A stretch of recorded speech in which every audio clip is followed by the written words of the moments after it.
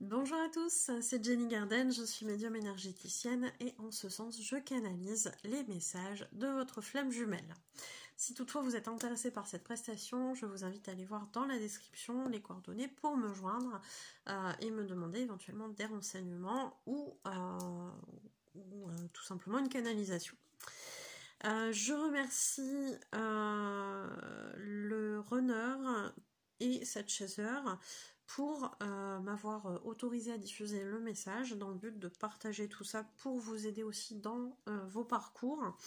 Et je remercie parce que vous êtes vraiment très nombreux à accepter et j'ai très peu de refus de diffusion. J'en ai vraiment très peu. Vous avez conscience d'à quel point ça vous aide d'avoir les messages des autres et je suis ravie de ça parce qu'effectivement quand j'ai vu toutes les infos qu'il y avait, qui m'ont moi aussi aidé en début de parcours quand j'ai commencé à canaliser des messages, je me suis dit mais c'est une mine d'or quoi, c'est une mine d'or d'avoir toutes ces infos, toutes ces explications sur qu'est-ce qui se passe, etc.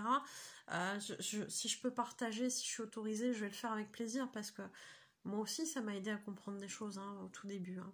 Donc je vous remercie de jouer le jeu, à la fois recevoir les messages des autres pour faire des compréhensions et ensuite de donner aussi parce que c'est un échange quelque part et merci beaucoup à vous tous là je le dis là sur ce message, je pourrais le dire à chaque fois mais merci vraiment d'accepter de jouer le jeu. C'est des messages qui sont personnels, j'entends que ça soit délicat mais en même temps ils sont tellement riches en explications que ça peut que aider les personnes en parcours et de prendre et de recevoir, c'est super. Voilà, merci beaucoup. Donc ici, on a deux questions. La première, c'est est-ce que tu vas arrêter tes va-et-vient qui m'épuisent? Le runner répond: je ne veux pas te paraître dur dans ma réponse, mais je pourrais arrêter mes allers-retours lorsque tu auras suffisamment épuré les émotions liées à tes restants de blessures. Rappelle-toi que nous sommes tous les deux programmés pour raviver les blessures de l'autre, afin que nous puissions les libérer au fur et à mesure du temps. Je suis désolée si cela est désagréable, voire souffrant pour toi, mais nous savions tous les deux dans quoi nous nous engagions dans cette incarnation. Bah oui, le contrat là-haut qui a été signé. Il est important que tu saches que toi aussi tu me ravives mes blessures sans le savoir et que c'est souffrant aussi pour moi. Effectivement, le chaser en début de parcours n'a pas conscience que le runner souffre. Parce que il y a deux raisons à ça principalement. C'est que le chaser il est focalisé sur sa souffrance et c'est légitime. Mais surtout, le runner ne montre rien du tout. Donc forcément, le chaser, il va prendre le truc tel qu'il le voit, c'est-à-dire l'autre, il n'est pas en train de souffrir. Par contre, moi, je souffre. Donc c'est normal aussi de penser que l'autre ne souffre pas. Et pourtant, les runners souffrent aussi. Ils souffrent aussi de ça, et c'est vraiment important de l'entendre pour le conscientiser. Et ça, vous allez le faire après, quand vous aurez commencé à bien guérir vos blessures, vous allez vous dire: ah oui, mais attends, l'autre revers de la médaille, c'est quoi? Qu'est-ce qui se passe pour lui?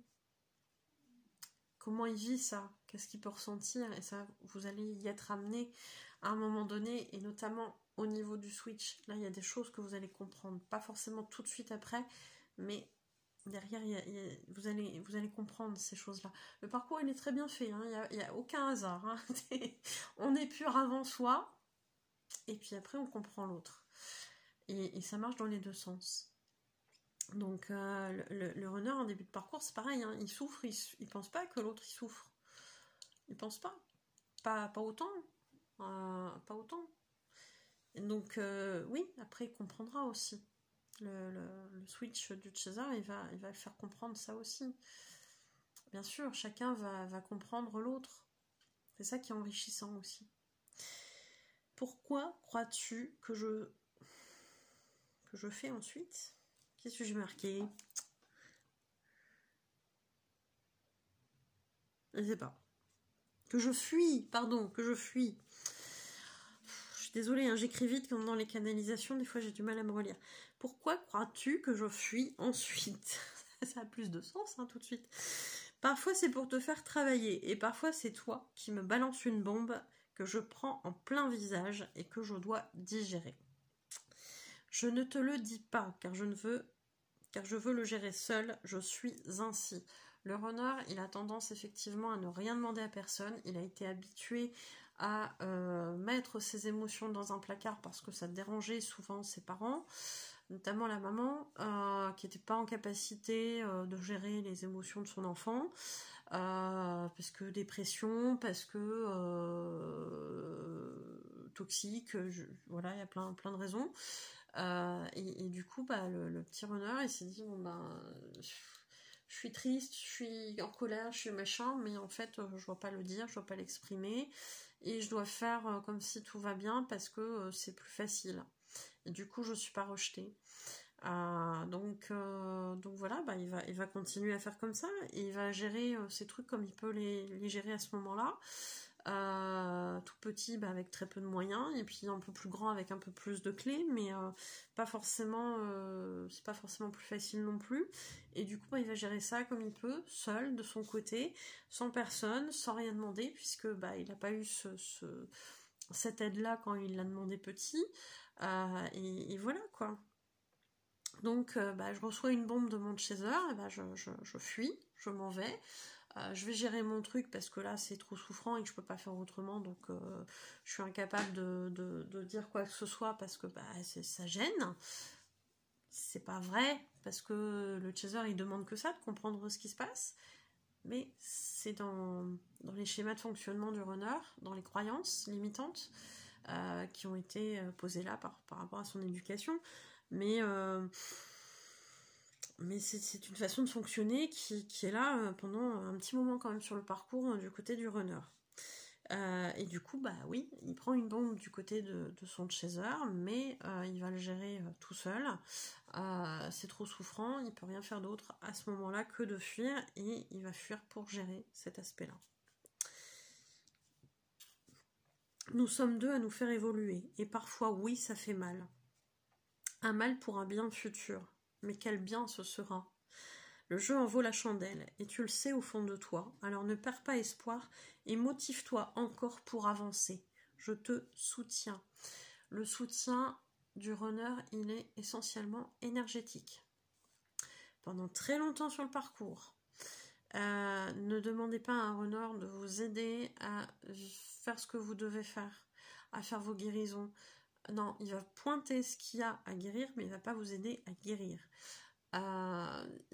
Vous aimeriez par rapport à votre blessure d'abandon, parce que vous demandez ça par rapport à cette blessure-là, vous demandez à ce qu'il y ait un extérieur qui vienne vous apporter ce soutien, cette validation.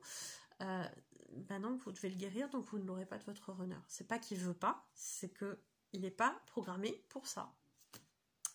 Humainement, il pourrait avoir envie, mais il y a quelque chose qui à chaque fois va l'empêcher parce qu'il n'est pas là pour faire ça. Et ça, c'est important de le comprendre aussi pour le chaser. À combien de moments vous avez eu en tant que chaser à vivre des situations où vous vous dites « mais j'aimerais tellement qu'on me tende la main en fait ».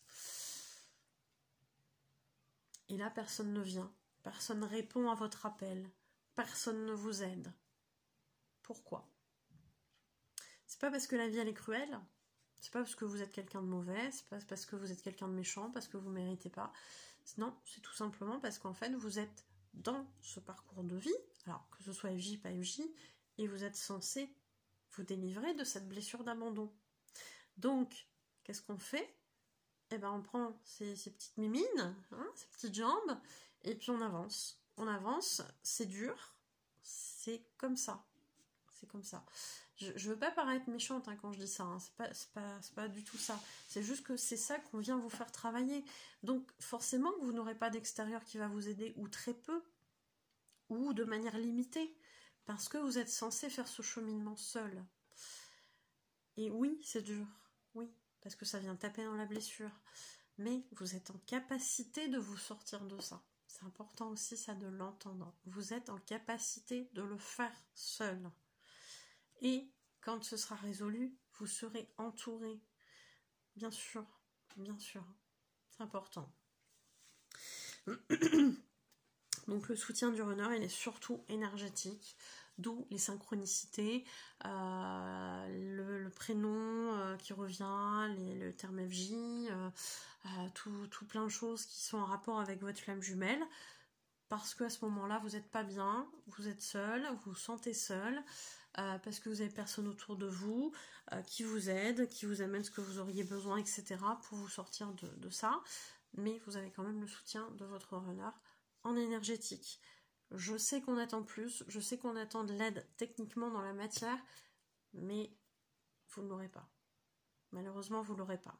Je dis malheureusement parce que je sais que c'est souffrant, hein, mais spirituellement, ça a un sens.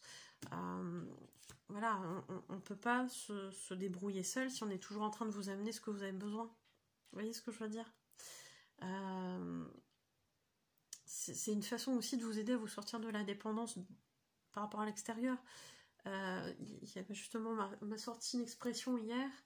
On m'a dit bah oui, j'ai ce syndrome du sauveur, etc. qui vient là aussi de la blessure d'abandon. Hein. Mais c'est vrai que j'ai besoin qu'on ait besoin de moi. Ça aussi, hein, ça va dans l'autre sens. J'ai besoin qu'on ait besoin de moi aussi. Pour me sentir utile, pour me sentir aimée, etc. Et du coup, la personne me dit, bah oui, mais on m'a toujours dit, apprends à l'autre à pêcher plutôt que de lui pêcher son poisson tous les jours pour qu'il mange. Parce que demain, t'es pas là, il fait comment? Bah il meurt de faim. Et voilà. Et je trouve ça très parlant, en fait. Je trouve ça très parlant. Et c'est ça que la vie vient vous faire travailler, c'est d'apprendre à vous débrouiller tout seul, à apprendre à pêcher pour justement ne pas être dépendant de quelqu'un qui du jour au lendemain peut ne plus être là. La dépendance, à un moment donné, elle a ses limites et elle va vous amener peut-être à mourir. Alors, symboliquement, ou physiquement, allez savoir. On prend un exemple d'un bébé qui est techniquement dépendant, bien sûr. Il est dépendant de ses parents. Si la personne qui vient lui amener à manger, il meurt, cet enfant. La dépendance affective, en prenant un exemple très extrême, bien sûr que c'est très extrême comme exemple, mais j'ai envie de vous faire comprendre cet aspect-là. J'espère que j'arrive à le formuler comme je voudrais. Mais il y a vraiment cette idée-là. La dépendance amène à une forme de destruction, de perte de soi.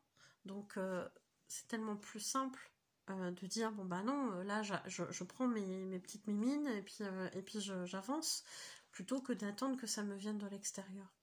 Et même si le fait d'attendre que ça vienne de l'extérieur, quelque part il y a une idée de confort, d'être rassuré, etc. Finalement, c'est peut-être pas bon pour soi, vous voyez. Et bon, enfin, je pense que vous avez compris l'idée. Je vais pas passer 3 heures là-dessus. Mais voilà, je pense que c'était important aussi d'expliquer cette chose-là. Question 2. Quand va-t-on avoir une relation stable, car je n'en peux plus? Alors, ici, le runner répond. S'il te plaît, lâche prise dans la matière sur ce temps qui passe. Le temps qui passe. En bon chaser que je suis, ça me parle tellement. Je sais que ça parle à beaucoup d'autres chasers aussi. Le temps qui passe. Mon Dieu, mais comment il veut qu'on avance, qu'on fasse nos trucs qu'on doit faire si jamais il revient? Ou s'il met 30 ans à revenir? Bah oui, il faut lâcher prise. C'est pas simple, hein, c'est pas simple. Mais c'est comme ça. Donc, ici, le runner continue. Le temps terrestre n'est qu'illusion. Plus tu vas focaliser ton attention sur le temps qui passe et l'absence de cette relation que tu veux vivre avec moi dans la matière, et plus tu vas t'éloigner de ton objectif d'avancer, de guérir et donc de nous retrouver plus tard. Donc, focaliser sur le temps qui passe, concrètement, c'est contre-productif. On va le dire ça comme ça. Au lieu d'être impatiente et de vibrer le manque, vibre l'amour, le soutien. Crois en moi, en nous, visualise-nous. Ce sera plus efficace pour avancer dans la matière. Petite astuce. C'est vrai que c'est difficile. C'est vrai que c'est difficile de croire en cette relation alors que matériellement, il ne se passe rien. Et pourtant, énergétiquement, on a des signes. On a tout le temps des signes. Mais il y a tellement de choses aussi à dégommer à côté.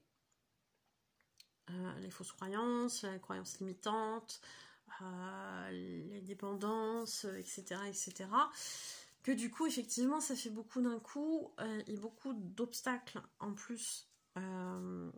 Et c'est vrai que c'est pas évident d'être dans cette foi permanente, alors que le temps passe, qu'il se passe pas grand-chose à part en énergétique.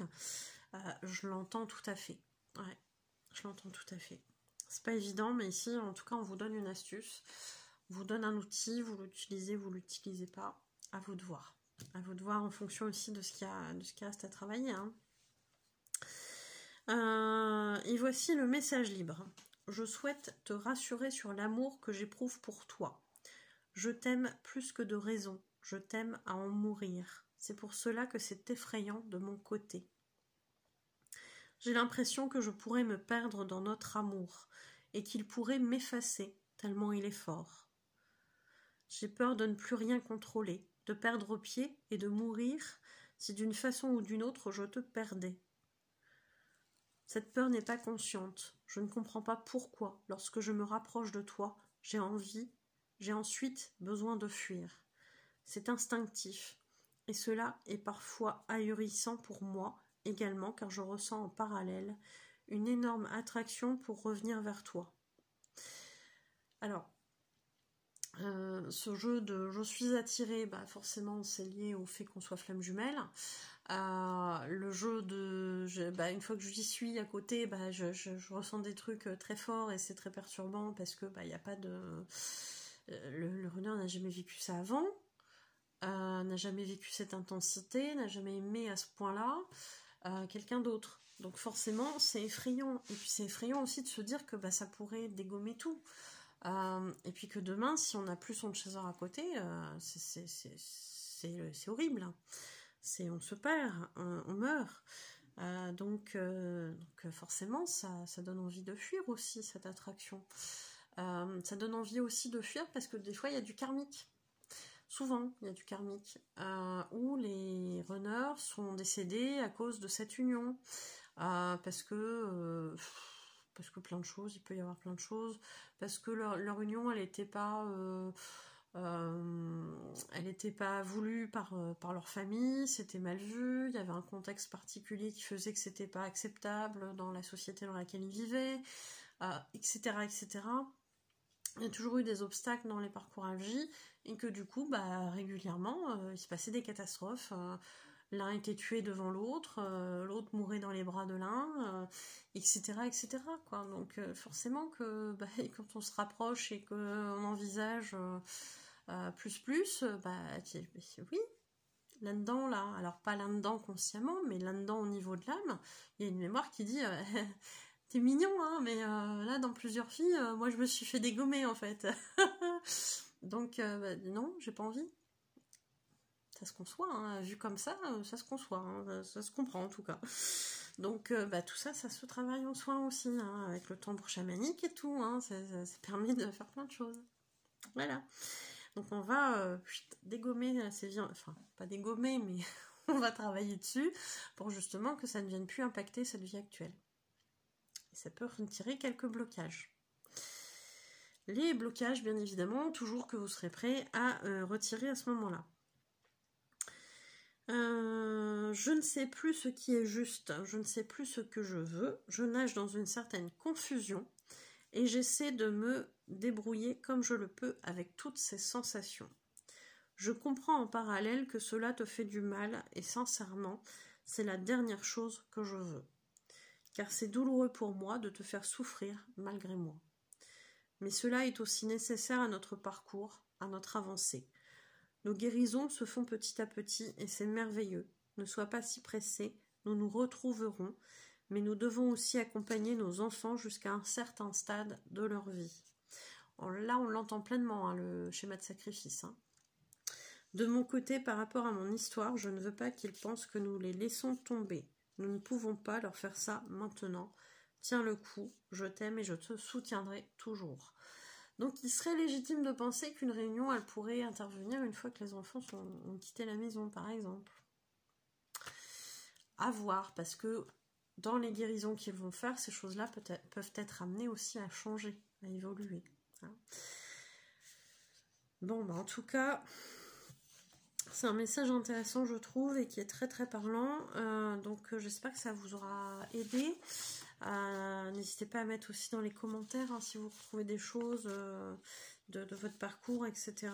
Ça peut être intéressant aussi de partager tout ça avec les autres et de venir aussi sur le groupe Papote FJ sur Facebook.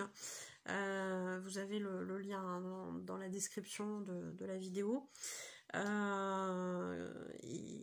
Et voilà, pour vous soutenir entre vous, c'est important aussi entre FJ. Hein. Voilà. Merci beaucoup. Et ce message, c'est une façon aussi hein, d'amener une contribution dans le soutien des autres FJ. Voilà. Donc merci à vous tous qui acceptez de partager ces messages qui vous sont très personnels, mais qui sont une mine d'informations extraordinaire pour vous aider aussi à avancer sur votre propre parcours. Merci à tous et merci pour votre écoute. Je vous souhaite une belle journée ou une belle soirée et je vous dis à bientôt. Prenez soin de vous.